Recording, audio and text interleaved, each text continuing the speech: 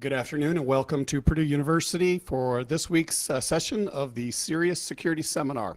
Our speaker today is Nick Sturgeon, who is the manager of the Indiana Information Sharing and Analysis Center in ISAC. Mr. Sturgeon is also the state of Indiana's Deputy Director for Cyber for the Indiana Intelligence Fusion Center and oversees all day-to-day operations of the state's SOC. Before joining Indiana Office of Technology, Nick spent 8 years with the Indiana State Police, which included a term serving as the Assistant Commander of the Information Technology Sector. Nick earned his graduate degree in cyber forensics here from Purdue University back in 2015 and was an active CERIAS student during his time in Purdue. Nick, welcome back to campus. Thank you. Thank you guys for having me, Joel, and CERIAS as a whole. It's good to be back. This is my second time here presenting to the seminar, so it must have done something right the first time. Yeah, a little bit more in depth about my background, is more so from what I do from the day-to-day from the Security Operations Center, which is located in Research Park in Purdue's Technology Center building. We from a daily basis, monitor and respond to cyber events, whether that's from the latest phishing campaign or malware, ransomware attempt. We're on the front lines for the state of Indiana. Back in November when I was giving another presentation and on the current things that the state's seeing, Joel had asked me if I wanted to come back and talk about some of the emerging cyber threats. And I said yes, it's a good opportunity to come back, give back to Purdue University. I spent a good 2 solid years here and want to do what I can to give back to you guys. It's actually what makes this topic difficult is because there's so much content to pull from. I'm as been described, pragmatic. So I like to see what's going to actually affect. And so this presentation is kind of steering away from some of the predictions of, this flavor of malware, that flavor of malware, but really kind of look and base the things that we think are going to happen on what we're currently seeing and based on the technologies that will be coming out throughout this calendar year and even going forward. There are a couple of topics in here that have current relevance, and we'll get into that here in a little bit. So I do like to preface my talks on this. If you have questions, ask at any point. I really do like the dialogue back and forth. And I know a couple of you guys in the class, so I know that's probably not going to be too much of an issue. So, but please ask questions. Let's have a dialogue. It'll make the next 50 or so minutes go by a little bit quicker. But again, this is just from my point of view, and I'll give the official government disclaimer that any opinions expressed are solely my own opinions and don't necessarily reflect the state of Indiana or the areas that I do come from.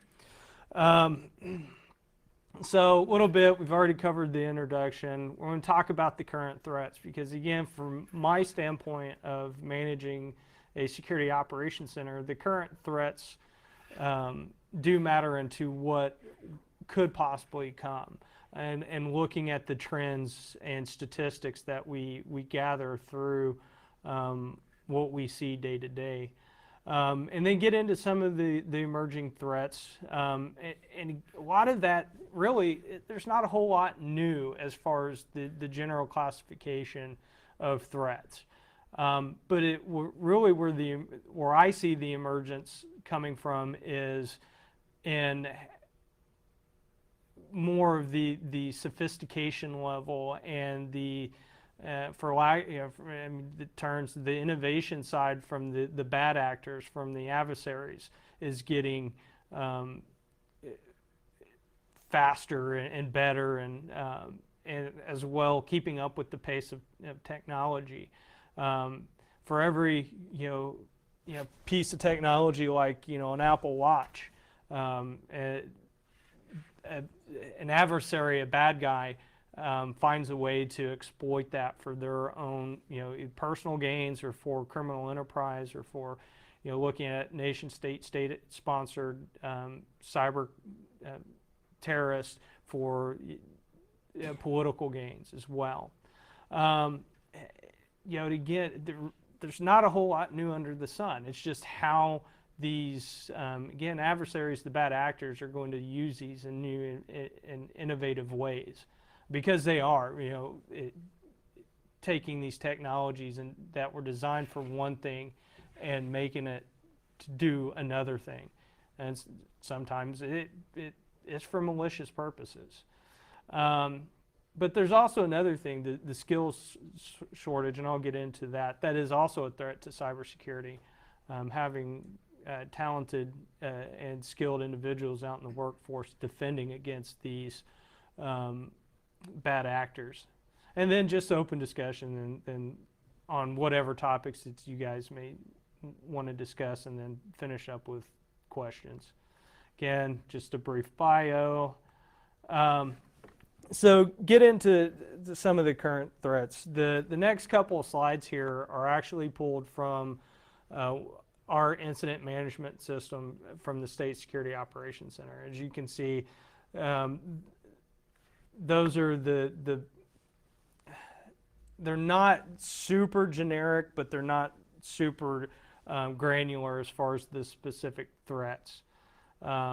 So they're kind of in middle ground, because there is a lot of different stuff. Jim? So it's hard to read this. Yeah, so yeah, actually, I will get to that here in another slide. So this is just kind of a higher level view of what we're seeing. Spread out a little bit to semi-generic categories. And this is last year's data. So there you go. Top 5 threats that we've seen. Again, exploit vulnerability. This includes malware like the exploit kit Angler variant. And actually, that's one of the top specific things that we've seen through our security systems. Misuse is on the top of the list. That includes somebody clicking or misconfiguring or not using the system as designed, which can open up holes in our system. Botnet. This actually, because we also do receive alerts from the Multi-State Information Sharing and Analysis Center, and then we make contact with like universities, K through 12 school districts, local county governments. I would say close to 90 to 100% of those botnet activities are alerts that we're getting from the multi-state ISAC that are either these entities, organizations that have been compromised, that their systems are going out and part of a botnet DOS or DDoS campaign, or they're on the receiving end of a botnet activity. Same thing with the accounts compromised is a multi-state ISAC notification. They search a few different sites looking for .gov as it relates to Indiana.edu, K through 12, and then we send out notifications. And some of those are, through some of the additional research we've done is, they get a particular variant of malware, virus, Trojan, whatever, and then it is sucking their Windows credentials from the system and going on to whatever command and control system, and then that these accounts then get publicly released. And so the MSISAC searches for that, and then we say, get the notifications to say, hey, you may want to change your password because it's potentially been compromised. And then the last one there, Trojans again. All of that actually is from what the state security systems are seeing. Yeah. I'm just curious, how do you tabulate the numbers? Go ahead, Yeah, please use the button to ask questions. Yeah, there's. So I'm just curious on how do you tabulate the numbers? Are these based on incident that was reported or detected? Or? It varies. So, for instance, the accounts compromised is based on the notification we receive. So each notification could have multiple accounts in it. So, and the same thing for the botnet. The Trojan, on the other hand, and the misuse is based on the incident as our systems see it.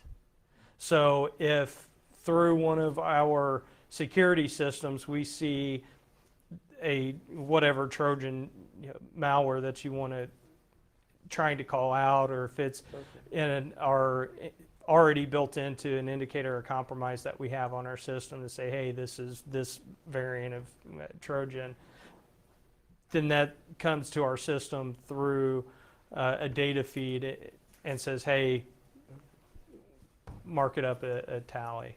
I see. Wait, so are you calculating it based on frequency of notifications, or? Again, it depends on where the notification's coming from. Mm-hmm. So internal, so for every variant that we see of a Trojan or specific flavor of malware, that's one tally. But for the hacking accounts compromised, if there is a batch, let's say if there's 10 accounts in that notification, we only count that as one. Does that make sense? So it does vary just a tad bit on the source of the information. Any other questions on that before going on? Okay, and so far, this is what we've seen. I'd say year to date, but as of yesterday, I ran the numbers.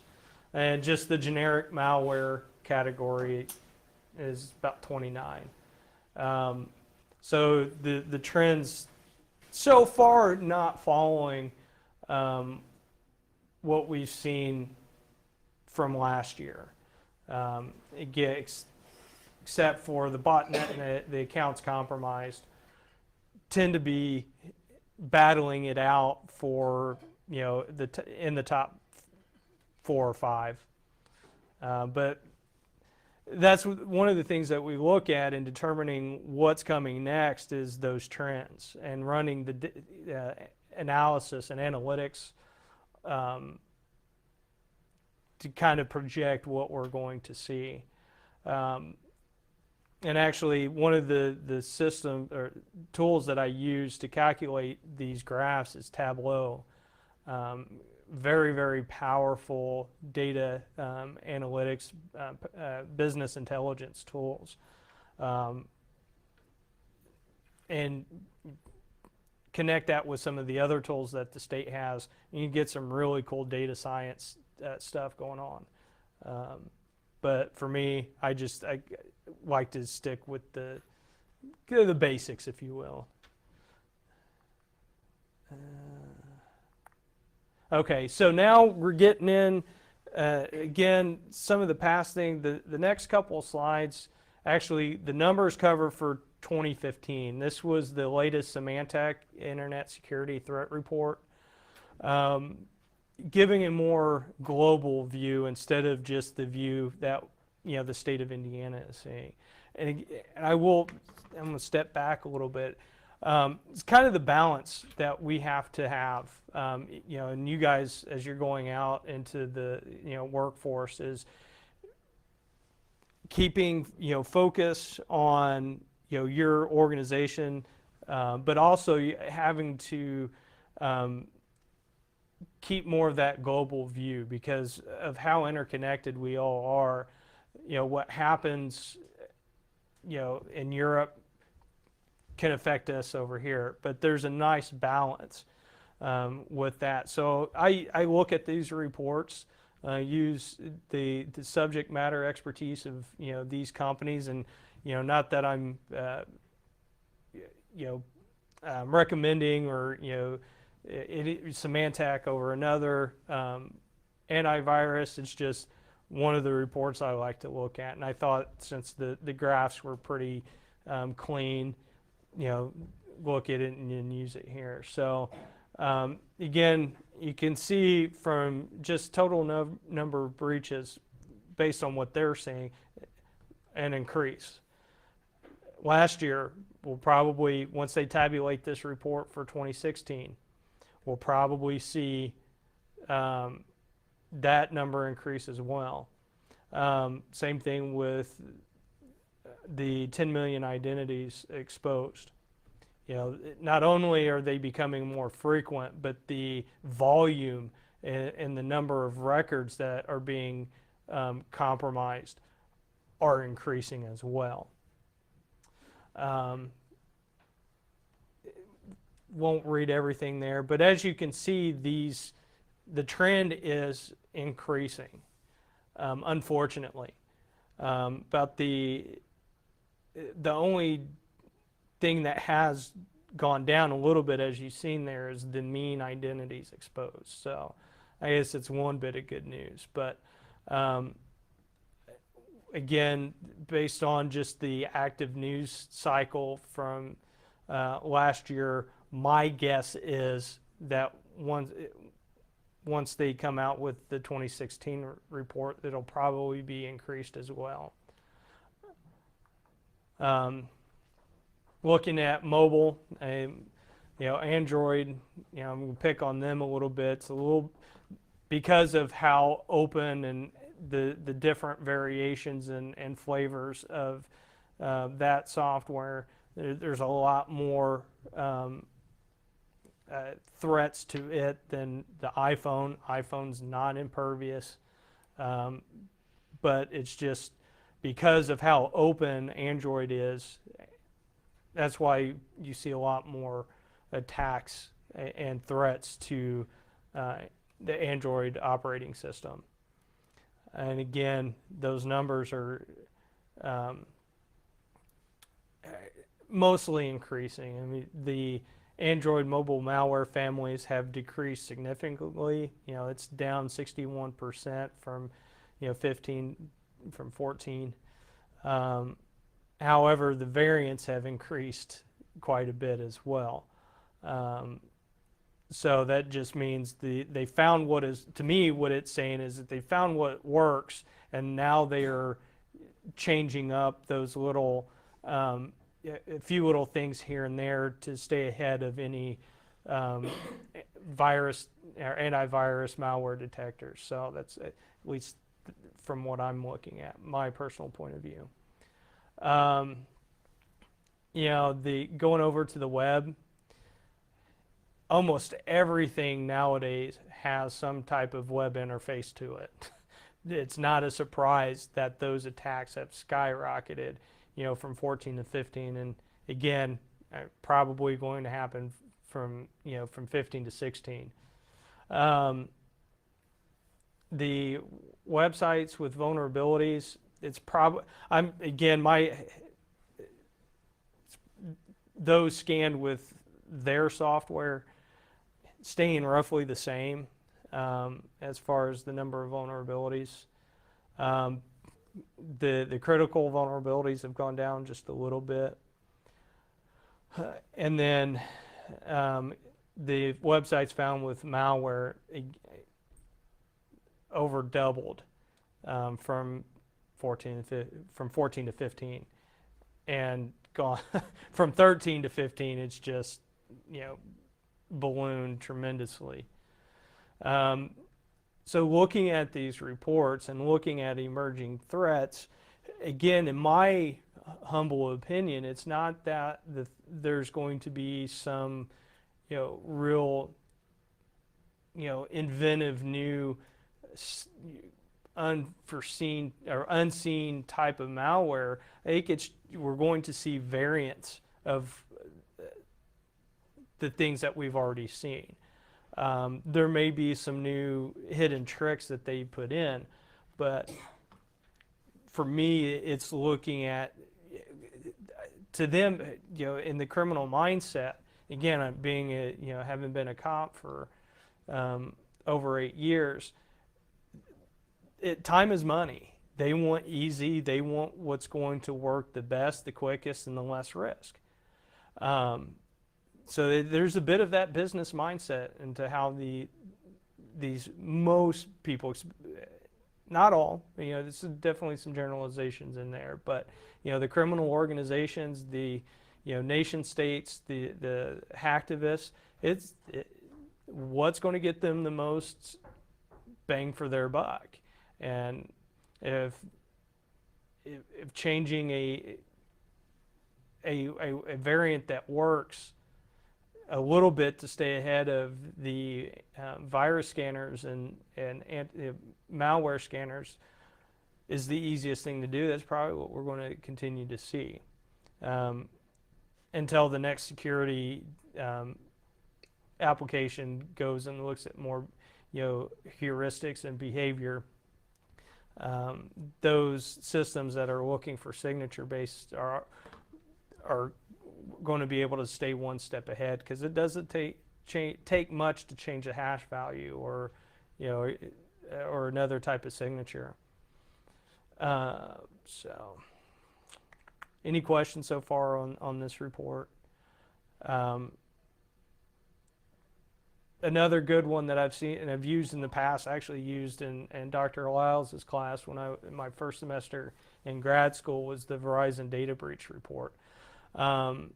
Typically very good. There were some issues that were brought out with this last report, so to stay outside of any kind of controversy, I didn't use it, but generally they do a pretty good job of showing trends over the past 5 or 6 years. So now get into a little bit more of specific threats. Spear phishing is a relatively new term, in the last few years, derived from just your regular fish, which means it's a targeted attack.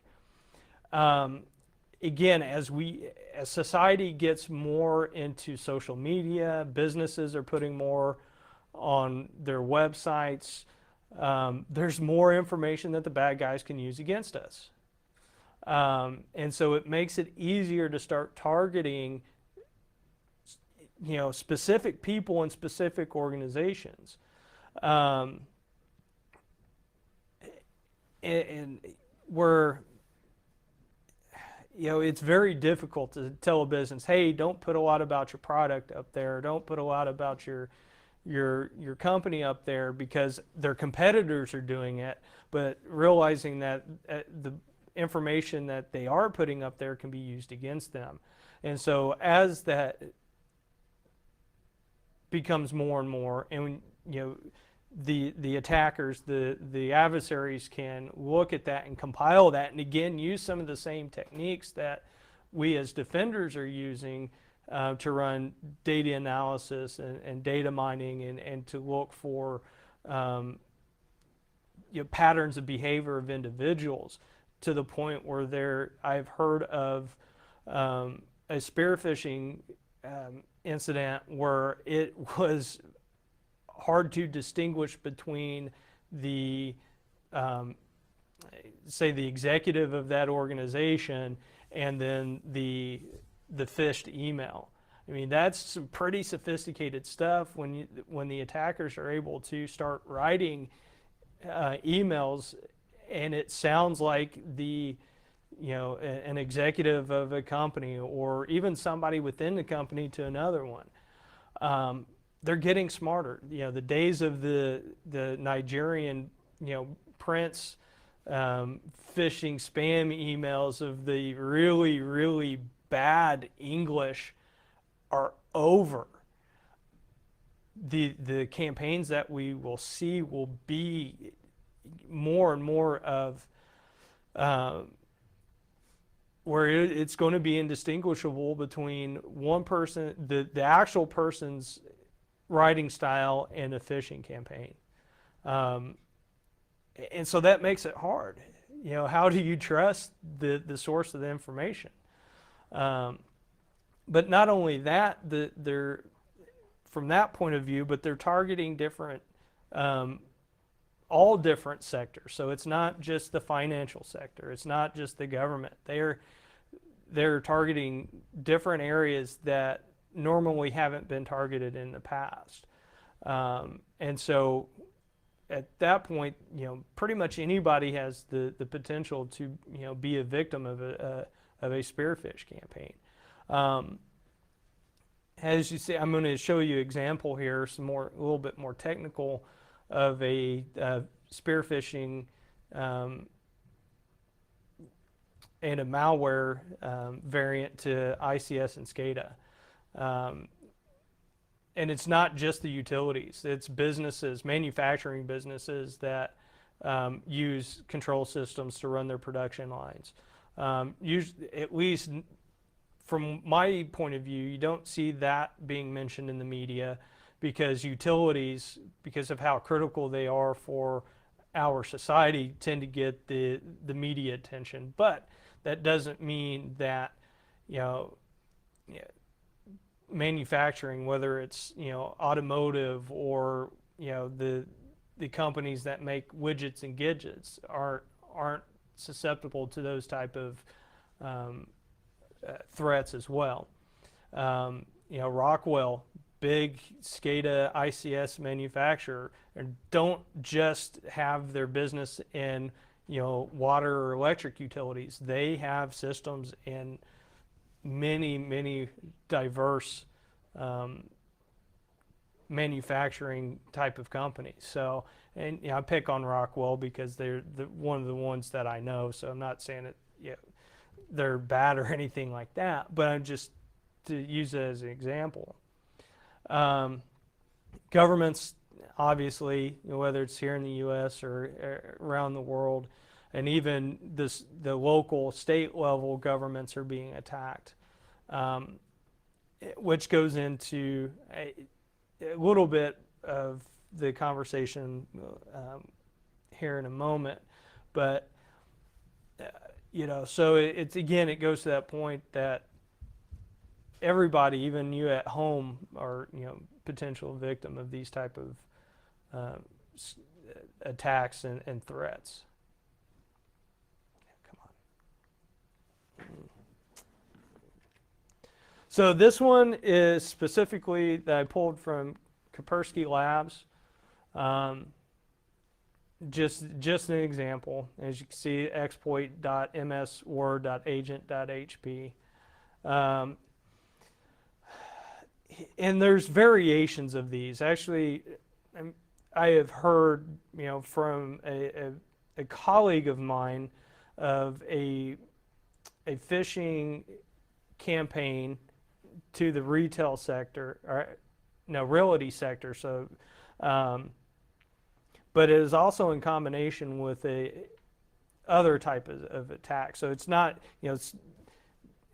as we see, and I'll mention here, you're just not going to get spear phished. There's going to be other types of attacks that come along with it. This is just an entry attack. I know most of you guys probably know this, been studying it, but to me, I see that trend getting more sophisticated as well, whether using spear phish to set up a man-in-the-middle attack, or some type of other combination to then be able to get into a system and pull the information that they're looking for. Another one, this one's directly targeted to an ICS. called the Fair IT Pony 2.0, again from Kaspersky. I won't read verbatim there. Give you guys a second here to look. Kind of tells you kind of the vectors that it's using to get the information that it's looking for, pull it out, exfil, the emails, whatever credentials that they're looking for. Again, more technical here. This is actually from the actual request to the command and control server.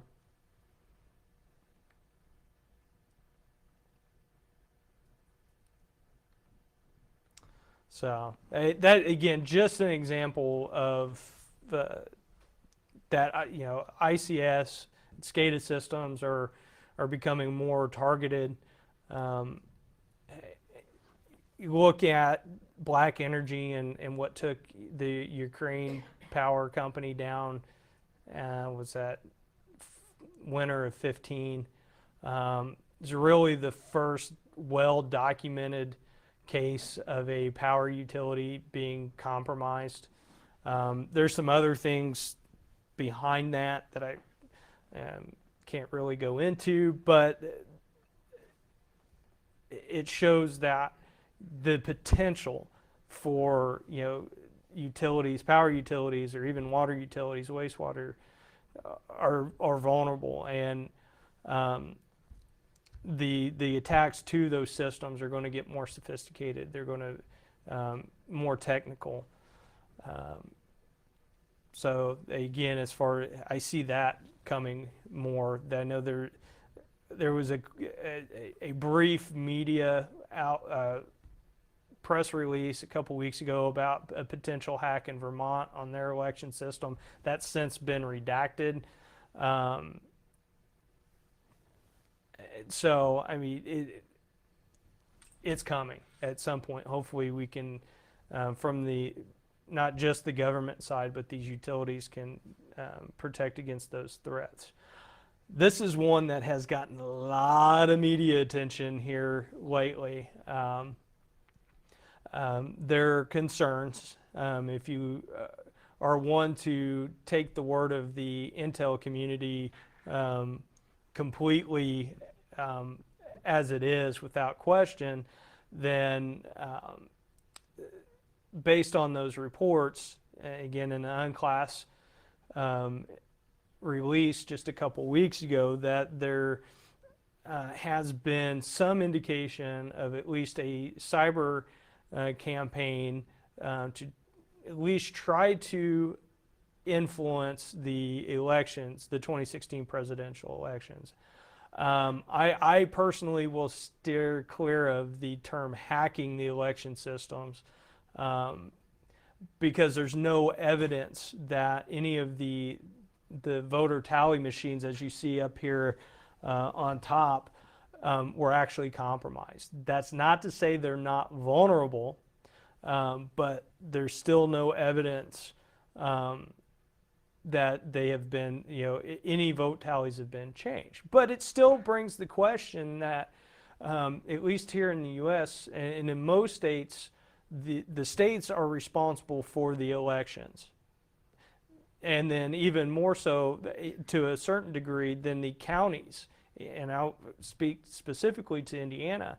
Each of the 92 counties are responsible for the maintenance and purchasing of the voter tally machines, and then the associated devices with that, except for the statewide voter registration system, which, and again, most states are responsible for maintaining that statewide system. So from that,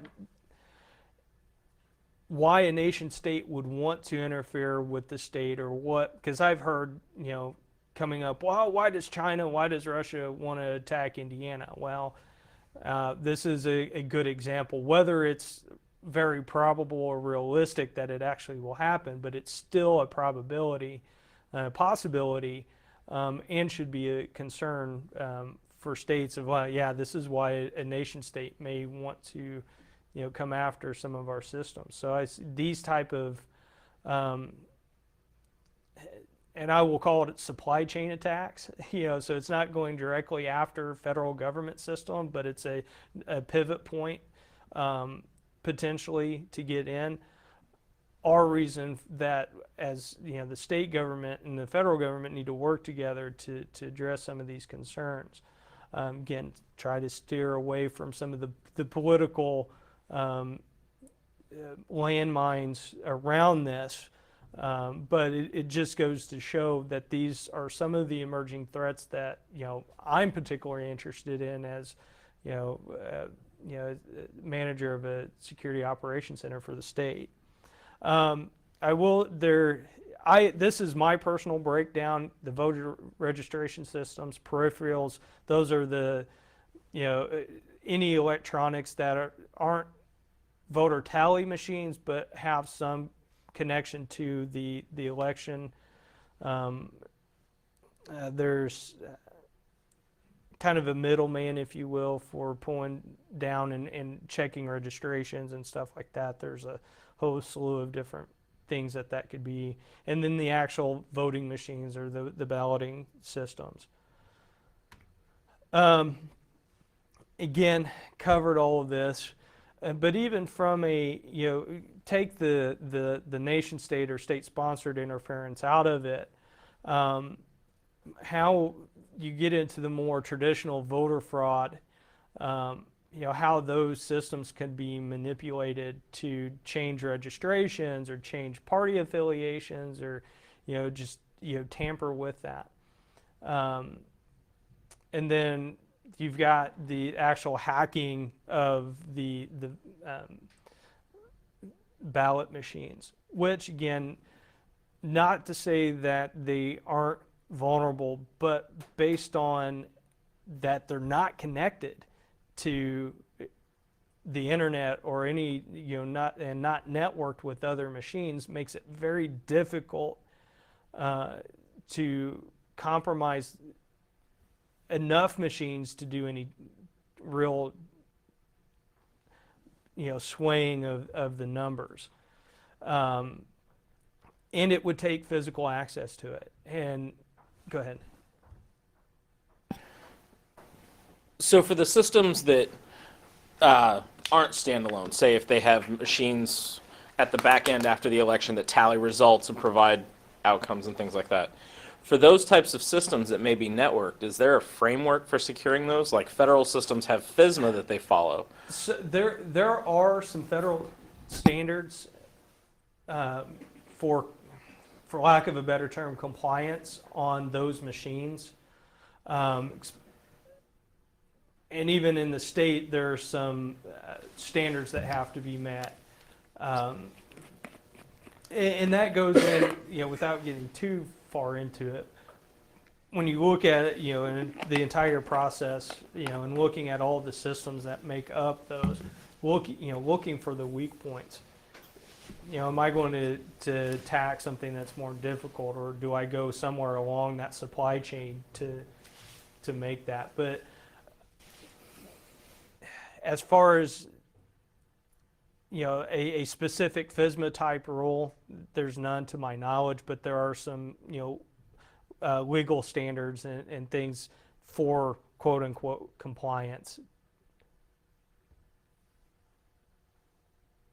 Let's see what we're doing on time here.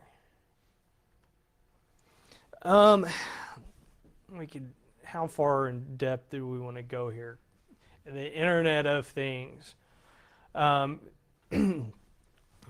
This information was also pulled from the Symantec report. Looking again, taking it from the mindset of trying to anticipate what's coming, and what threats could emerge from these potential, these vulnerabilities. It's pretty scary, especially when you talk about, for the first bullet point there on the, automobiles being more interconnected, and then throw autonomous vehicles on top of that.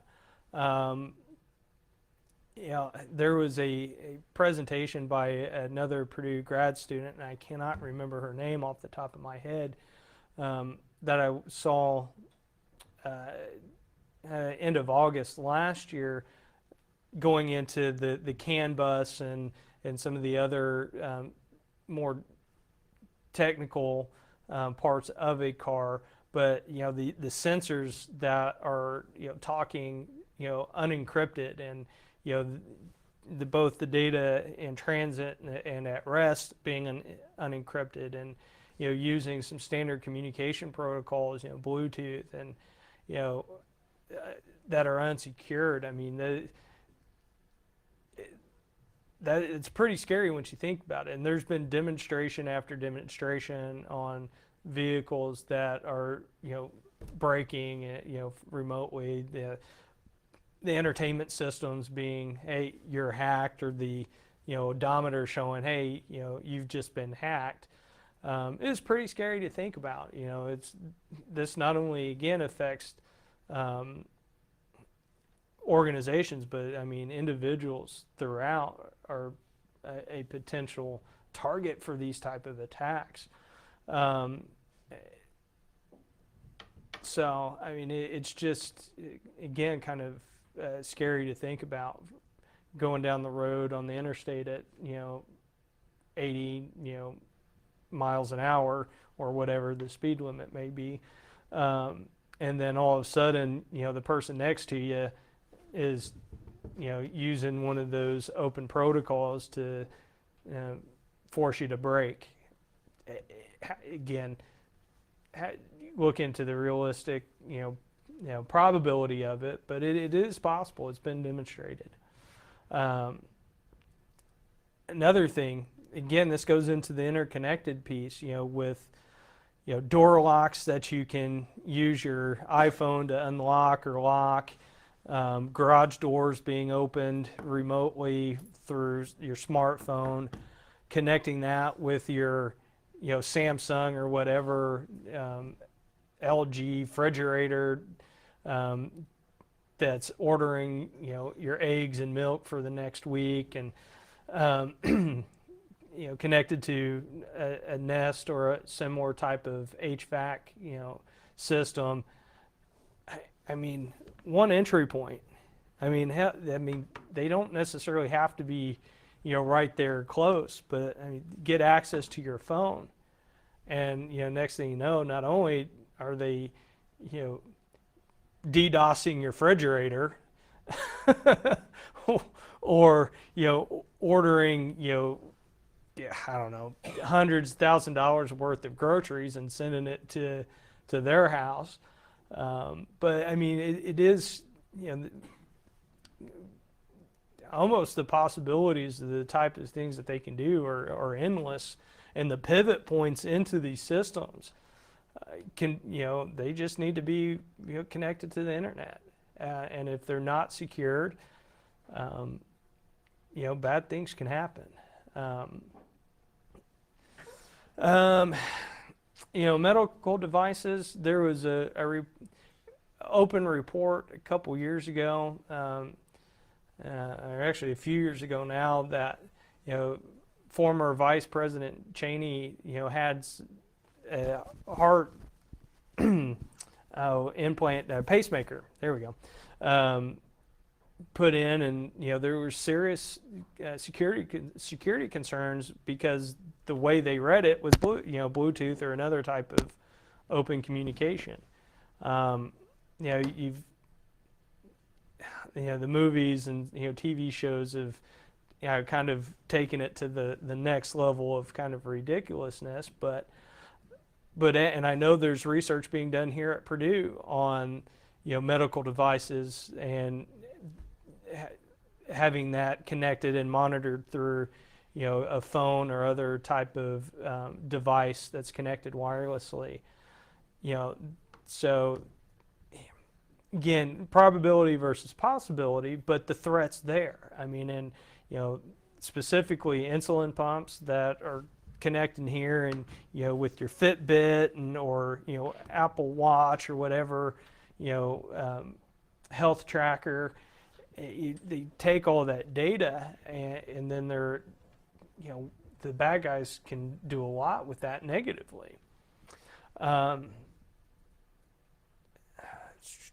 Again, another thing, smart TVs. Actually, I don't have the video, but I saw where the anonymous Facebook page. And yes, I do get those because I like to know what those type of groups are doing. But it was very interesting that, they had an undescript smart TV. I don't know what brand it was, but the reporter was there with a security expert. I don't know if he was, a white hat, black hat, or, but type of hacker. But nonetheless, being able to get in through the using some vulnerabilities in the built-in browser of that TV, we're able to, turn on the camera and see see her right there. Imagine that TV being in your home and, on and not being able to detect it. Same thing with other smart devices. Again, embedded devices. One of my favorite classes here in CNIT was the embedded mobile forensics class. But again, the things that the good guys can do to gain information from those devices, the bad guys can do as well. Webcams is just one of the other ones. Audio, your microphone or whatever. A lot of these types of technologies with IoT center back on, like what you said, the central point being the phone. But I mean, there have been, not primarily with my friends, since I tend to be a geek, but like my wife's friends, I was seen as the tinfoil hat when I would try to get them simply to lock their phones. Yeah. I mean, I can't imagine that that's a unique demographic of individuals. There are probably many of them. How do we change those hearts and minds? Because that security affects all of us in some way or another. Yeah, and that because their fridge starts attacking my web server. Yeah, or webcams attacking Dine, in which I've got a bit of that here coming up. It's why does it matter to me? I just want it to work. And, granted, having to type in even a 4-digit PIN is an inconvenience to most. Again, to me, I'm going to have it on there because I just don't want anybody to come up, because I know, through, my studies and what I've done, I mean, there's a lot of information. Your digital avatar is on this thing. I mean, it probably knows more about you than your wife or your girlfriend, boyfriend, significant other, or your family members. Why wouldn't you want to protect that? And it's not until it actually truly affects them in a way that they're going to adjust their mindset. And education, security awareness, and training is a big, part of what we do through the INISAC. Is it's like, this is why it matters. These threats, are not just to big corporations. They're to you individually at home, but they also do have an effect to the businesses they work for, the businesses they, shop online at. I mean, these threats can spread very quickly, and it affects everybody. But again, I think I'm preaching to the choir on that one. Even though this is about a year old now, I did see this 20 billion device by 2020 as recently as last night, so the number's still pretty good. Man, that's a lot of devices with IP, connectivity. Man, I mean, as we saw in Dine, and we'll talk about here a little bit ago, I mean, that is a new type of threat, is an emerging threat, is again your webcam, your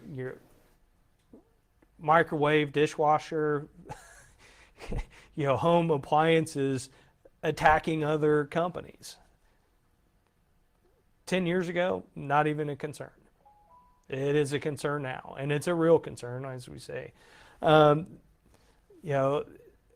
Not for sure how secure this new protocol is. Again, I've not, outside of reading this report, really wasn't aware that it was coming, but it's supposedly in the next couple of years going to be introduced officially through IEEE.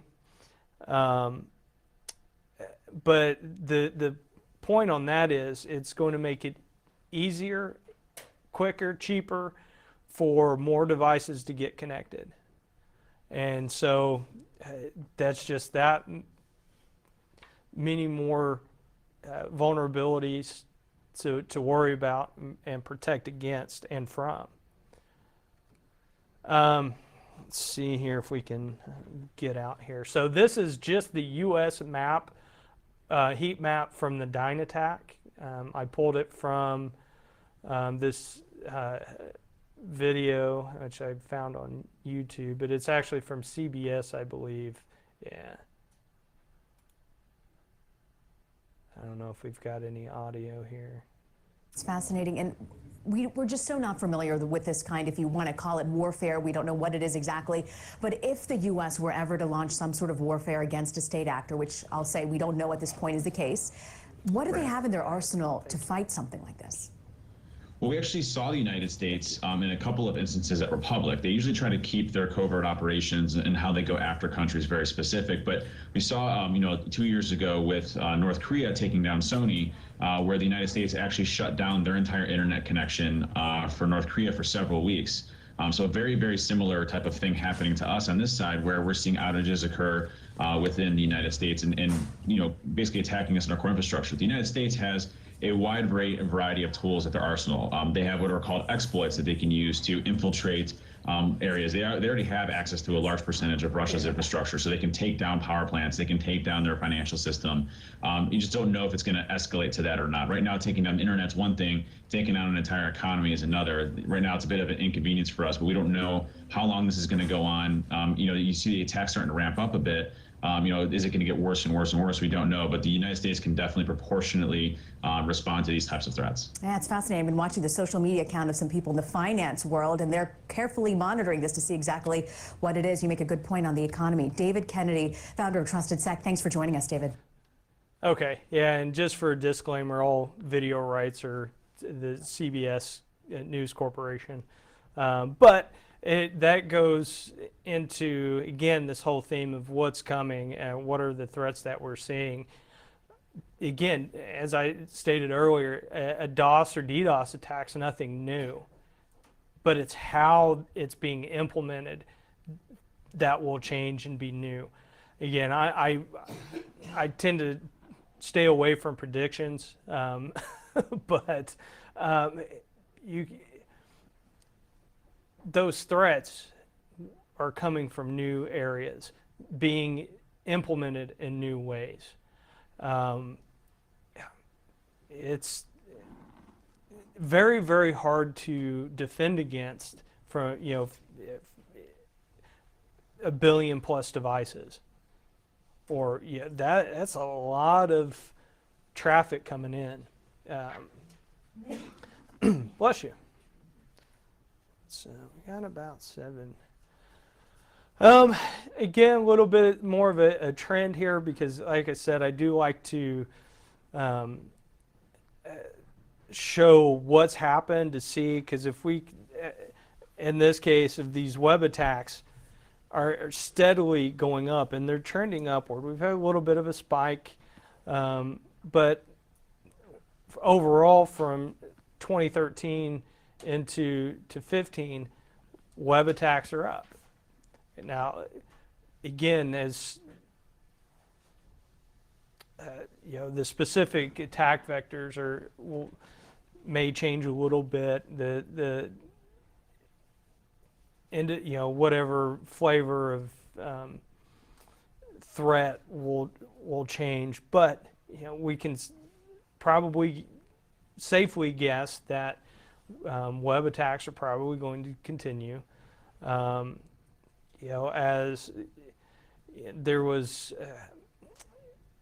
in the event of one recent ransomware attack, where they've changed the methodology where it's now looking for specific vulnerabilities on a web server then to go in to make the attack. I think those type of threats will be coming where, again, yeah, it's the same, ransomware is ransomware, but the way it's implemented and it gets into the systems will change in new and inventive ways. And which again goes back to basic security stuff, updating, patching, all that good stuff. Again, social engineering is nothing new. I think we're, as I mentioned earlier, because of how much information that we ourselves put on social media, makes it easier for the bad guys to learn who we are, how we act, where we're going to eat, build patterns and trends on us to make it easier for them to exploit whatever system, or use us to pivot into another system. And going back to one of my favorite books that I read in undergrad, Kevin Mitnick's Art of Deception, and not the most technical hacker that's ever existed, but man, he was effective. Why? Because social engineering, and because of that information that we are putting out there ourselves. It makes it easier for these guys to social engineer us. I pulled this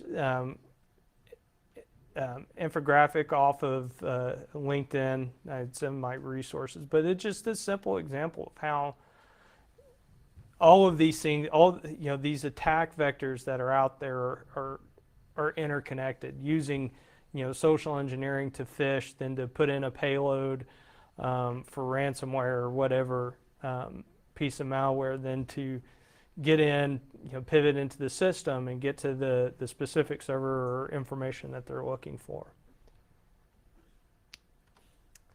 I addressed this a little bit, but the good news is for you guys that are still in school, there are a lot of jobs waiting for you, a lot of good paying jobs too.